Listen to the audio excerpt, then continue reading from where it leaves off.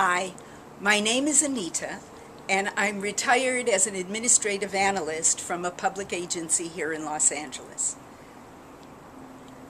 I'm reading from the declaration of Lieutenant Colonel Daryl Vandeveld, former lead prosecutor in the military commission case of Guantanamo detainee Mohammed Jawad. Vandeveld removed himself from the case on ethical grounds, submitted his sworn statement in support of Jawad's habeas corpus petition on January 12, 2009, which was filed by the ACLU.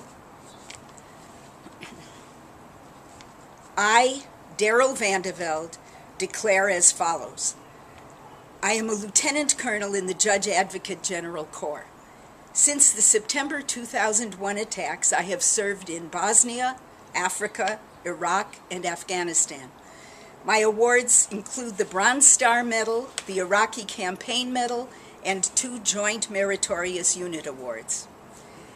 I offer this declaration in support of Mohammed Jawad's petition for habeas corpus. I was the lead prosecutor assigned to the military commission's case against Mr. Jawad until my resignation in September 2008. Initially, the case appeared to be as simple as the street crimes I had prosecuted by the dozens in civilian life. But eventually I began to harbor serious doubts about the strength of the evidence. Mr. Jawad was alleged to have thrown a grenade at U.S. troops, but the victims of the attack had not seen the attacker. At least 3 other Afghans had been arrested for the crime and had subsequently confessed, casting considerable doubt on the claim that Mr. Jawad was solely responsible for the attack.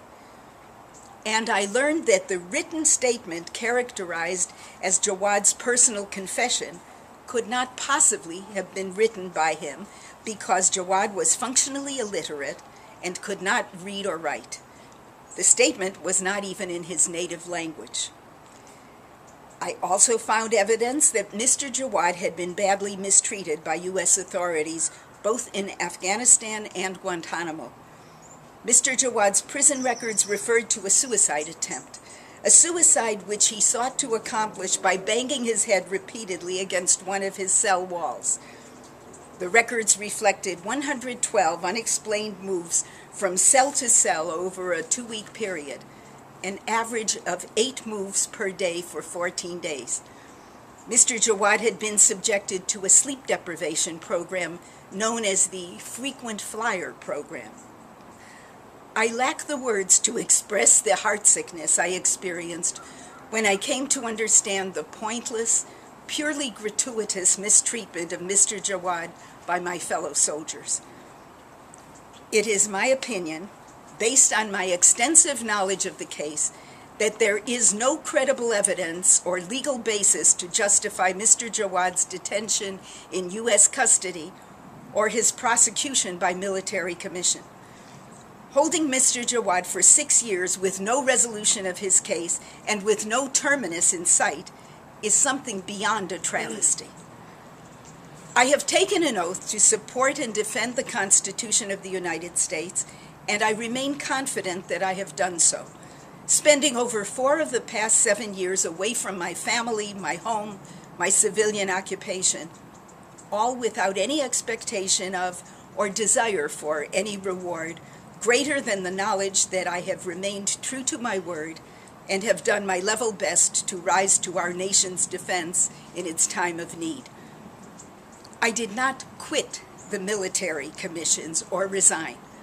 Instead, I personally petitioned the Army's Judge Advocate General to allow me to serve the remaining 6 months of my 2-year voluntary obligation in Afghanistan or Iraq. In the exercise of his wisdom and discretion, he permitted me to be released from active duty. However, had I been returned to Afghanistan or Iraq, and had I encountered Mohammed Jawad in either of those hostile lands, where 2 of my friends have been killed in action and another one of my very best friends was terribly wounded, I have no doubt at all, none, that Mr. Jawad would pose no threat whatsoever to me, his former prosecutor and now repentant persecutor. 6 years is long enough for a boy of 16 to serve in virtual solitary confinement in a distant land, for reasons he may never fully understand. Mr. Jawad should be released to resume his life in a civil society, for his sake and for our own sense of justice, and perhaps to restore a measure of our basic humanity. I'm Anita, and I'm in a backyard in North Hollywood, and I do believe it is very important to reckon with torture, because torture is a violation of human rights and of morality. And the authenticity of any kind of testimony or evidence acquired by these means would, to me, be highly questionable. In addition, I believe there is a long-lasting deleterious effect on the characters and, if you will, the very hearts and souls of those who administer such torture.